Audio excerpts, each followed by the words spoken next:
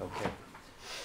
Put back my moderator hat and open the floor. Maybe we have 10 or so minutes we can take for some questions. Alain. Yes, I'm sorry I have to start again, but I found both of your talks, or Jana's talk, exciting. But I want to comment on Reza's talk, because I was really intrigued with your talk, of course, obviously, for the reason that what you said about the beginning of Hegel's logic being in nothingness is quite the opposite of what I said. And so I'm not so sure if this is your or Badiou's interpretation, but we will come to that.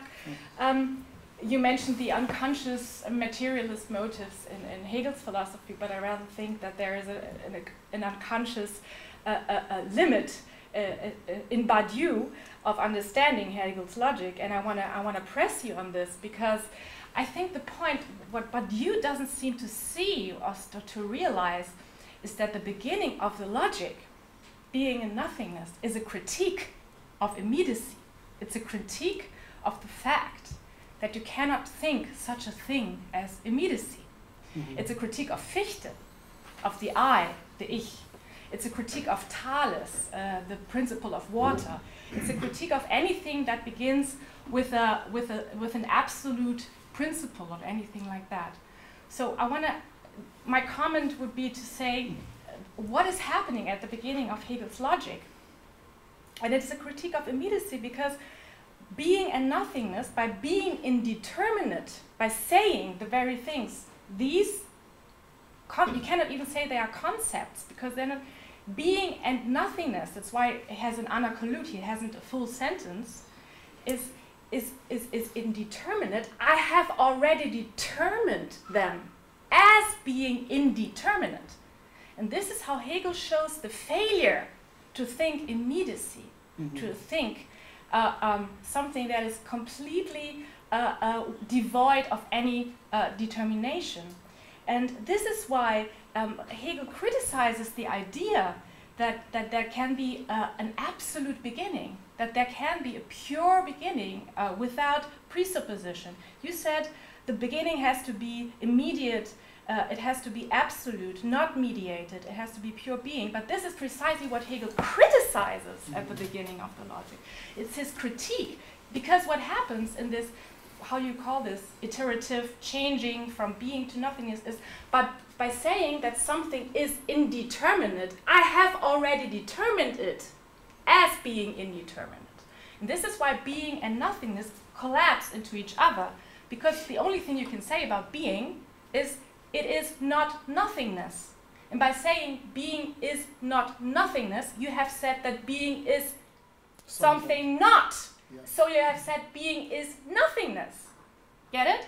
And he said it also in the logic of essence, in the problem of identity and difference. He says identity is different from difference. And by saying such a thing, you have said that identity is different. Okay? So I think this is something that Badiou, I would like you to comment on this moment that Badiou just doesn't seem to see, and it has nothing to do with one. Because the one, it comes very late, not late, but it comes in the context of determinate being, the one and the other. You know, it hasn't even been evolved at this stage of the presentation, which is just the beginning. And precisely this collapsing of indeterminacy into determinacy, and of evading of being unable to grasp immediacy.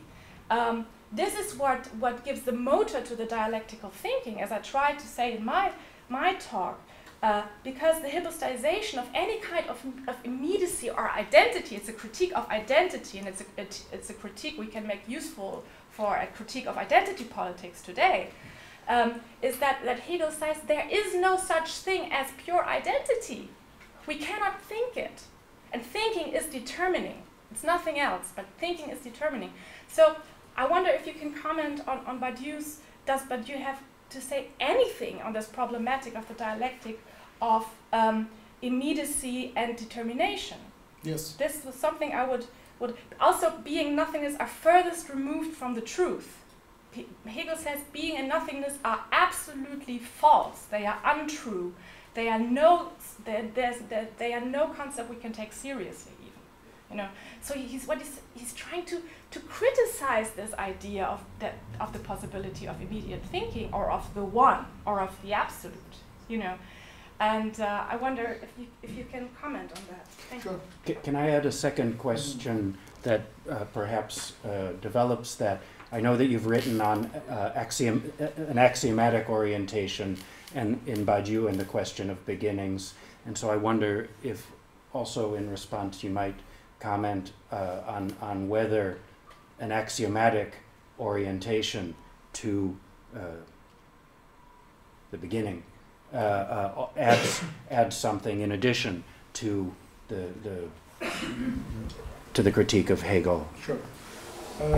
Actually, I think in this case, Badiou, what seems to be a critique that Badiou makes of beginning of Hegel is not really a critique, but an elaboration of what Hegel, in his view, means to say, as opposed to what has been, or is the belief that Hegel has said. I think you use a sentence both now and in earlier in talk that identity is cracked. Identity, there is no pure identity in thought. That identity on its own is always split, and that is exactly what Badiou is trying to show. That there are two movements that are happening, and these two movements, one is the movement that is within the science of logic from beginning to nothing and to becoming, and the iterative process, which is being and nothing are the same, hence the thought of being gives itself to the thought of nothing, and thought of nothing gives itself to thought of being, and seems to be under the progression of the category of one. That is exactly what Badiou says, that this is what probably Hegel believes that he has written, or something that the presentation shows, but the truth of the matter is that this identity is split from the beginning. And this is exactly what we said earlier, and I said within this thought that this, they say the materialism of Hegel is, the materialism of the dialectic is to invert this dialectic. As a matter of fact, Badiou says that the materialism of dialectic is within the kernel itself, and that kernel is a split of two thoughts at the very least. And these two thoughts are bound together because each thought is untenable on its own and cannot be thought without the other. And this opposite of these thoughts is something that he brings up. So I think he does think that the identity is cracked. Now, in terms of what Badiou says is about the presupposition. Badiou agrees that there is absolutely no way that we can have supposition-free or presupposition-free thinking. There is no such a thing as, so the best thing, so let's not pretend that we have supposition-free or presupposition-free thinking, but let's make our presuppositions explicit. And this mode of thinking, and these two modes of thinking, axiomatic versus dialectical, is already present in Plato. Plato ranks dialectical thinking as a more genuine, more pure way of thinking, whereby you can always ground your presuppositions in a dialectic, or in the process of reasoning, like the dialectic that you were talking about earlier, that is not necessarily related to contradiction. But he says that, Plato says, and I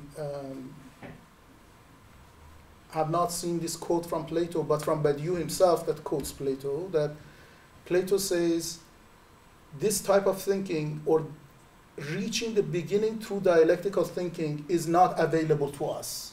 Plato does not think that reaching a presupposition that is completely grounded through dialectical thinking is not available to us. So the best thing that is available to us is to make your presuppositions explicit, and that is the axiomatic thinking. Yeah. So axiomatic thinking is that type of thinking that circumscribes a region of thinking through explicit presuppositions. And this is the way Badiou thinks is the proper way of thinking the beginning, and he agrees with mathematics because mathematics also chooses this type of thinking as the beginning of what's being the discipline of mathematics. Did I answer your question? I find this very interesting. But just one little thing. Sure. But in Hegel, the whole point is, I mean, I understand what Badiou is trying to do now that you've explained it, and I'm very happy that he's so, you know, genuine in a way to admit, or just so sincere to say you have to make your presuppositions explicit. But the point in Hegel is, and I think this would really mark the difference between the Hegelian system and Badiou, is that not only does Hegel make his presuppositions explicit, but he grounds them back. He shows how they account for the very beginning. When he comes to the end of the logic, the idea, what is the idea? The idea is pure being, released unto itself. So it goes back.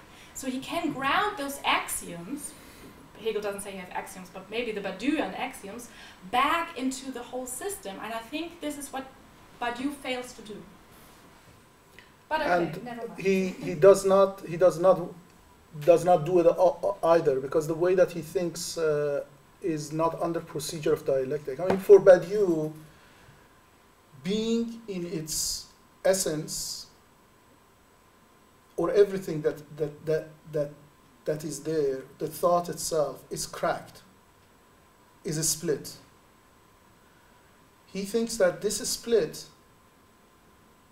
for him, everything is situation of being. This split is thinkable under procedure of generic. That procedure of generic provides the way in which, the same way that it does in mathematics. Mathematics is the procedure of generic in mathematics is a template of thought in general for him, and hence for truth. And procedure of generic is always not toward a particular destination. So it is not, procedure of generic is not regrounding of what was situated to begin with. So what you said is not an aspiration of Badiou either, but to your point, I completely agree with you that for Hegel is, because Hegel wants to make the grounding for thinking philosophically something that is grounded. And that's why he invites us to understand logic at the introduction. He keeps telling us that don't ask me what logic is. You want to know what logic is? Read logic. Yes. But thanks for your question. So yeah, I also like to add some points regarding the beginning, but I don't know where to begin. So actually, I think there is one problem when we deal with the beginning of logic, is that usually we take it as a triad, like the beginning, the nothing, and the beginning, the being, nothing, and the becoming. But actually, there's a fourth moment, and you mentioned it. But always, I have this feeling that we forget this fourth moment, that is determinate being, the Dasein. And actually, Hegel says that at the end of the logic, that if there is a real formula, or a form of dialectics, it's not a triad, but how do we say, the quadruplicity. And this fourth moment he calls the second immediacy. So I would agree that it is the critique of immediacy, but not the critique of the immediacy as such. It's the critique of the first immediacy.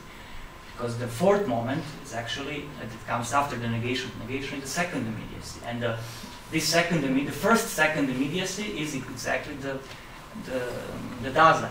So I think that this perspective of the thought of the one misses this point that actually there is the fourth moment of the beginning, and exactly this passage from the beginning, from the becoming, how the becoming becomes determinate being, is actually crucial somehow, because this movement is not the same as the movement from the being to nothing and nothing to becoming. And that's why, for example, some author speaks about the two beginnings in Hegel. So actually, and this brings me again to your point that there is no two. Actually, there is two, and we can say there are two beginnings somehow in Hegel, because the real question that Hegel faces is not only the beginning of something, like the beginning of logic, but the beginning of the very beginning, how the beginning begins. And this beginning of beginning somehow is repeated on many levels in Hegel's logic. So I think that we always forget that this fourth moment, and we have to actually to justify how the becoming becomes the second immediacy. Yeah. And maybe actually now listening your answer to Alain, actually I got maybe another idea that maybe the problem with Badiou is that he's speaking about the identity that is split, but maybe in Hegel the identity is not split, it is redoubled. Mm-hmm. It's the real negation of the identity when it is redoubled. And this double, again, the logic of the two, this repetition of redoubling of this, of how to say, to redouble the identity and to get the second immediacy is the real way to escape from the pure identity. So, and this is exactly the passage from the becoming to, from Das Werden to Dasein. So I don't know if it was clear, but this was the... I think so. I think that was a very good question. Thank you. I can tell that in a lot of sense, Badiou would agree with the second beginning of logic, or the real beginning of logic is determinate being. And the reason for that is, unlike rational kernel, in his theory of the subject, he starts his beginning of logic, or the beginning of logic, in conversation or in interlocution with Hegel, with the category of something, which is determinate being. As a matter of fact, he thinks in theory of the subject that he already decides in theory of the subject that what we should start with the category of determinate being. Not with being, not with nothing, not with becoming. That's what he says. But in rational kernel, what he's criticizing is not the fact that, or what he tries to elucidate is not the fact that, like I said, this fourth category is not important, because he has already done a theory of the subject that actually starts with this fourth category. Is to say that we know that Hegel was adamant and very opposite to the Kantian thinking that we should start with the category of object. He does not think that beginning of logic should start with a presupposed notion of the object. We have to derive the notion of the object. I happen to agree with Hegel in this case, that Hegel, as my reading is influenced by Stephen Houlgate in this case, that his category, his reading of beginning of logic implies that he's radicalizing the Cartesian movement of radical skepticism. The radical skepticism that he basically, the only category that he grounds is the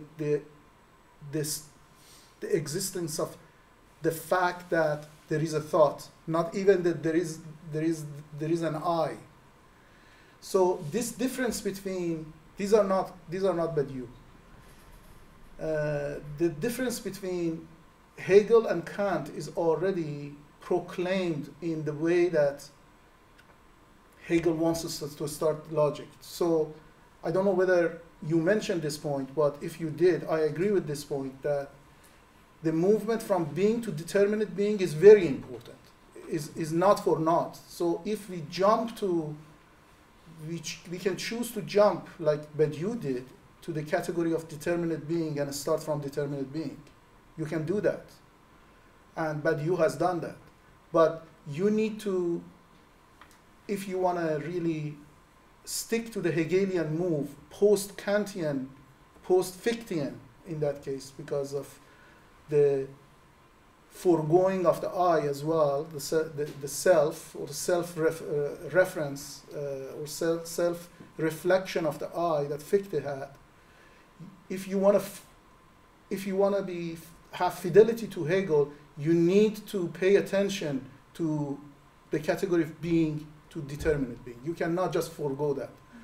So that's why, in my view, yes, if somebody wants to read logic, pure categories of logic, the way that Badiou understands categories of logic, it starts with determinate being, as he showed it in Theory of the Subject, but he should, or she should, read that theory, Theory of the Subject, in tandem with the rational kernel.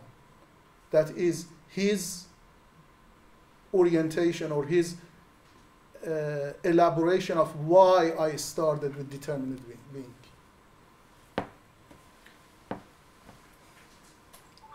Thank you, Reza. I think maybe we can take a couple minutes break before we start up on our last session.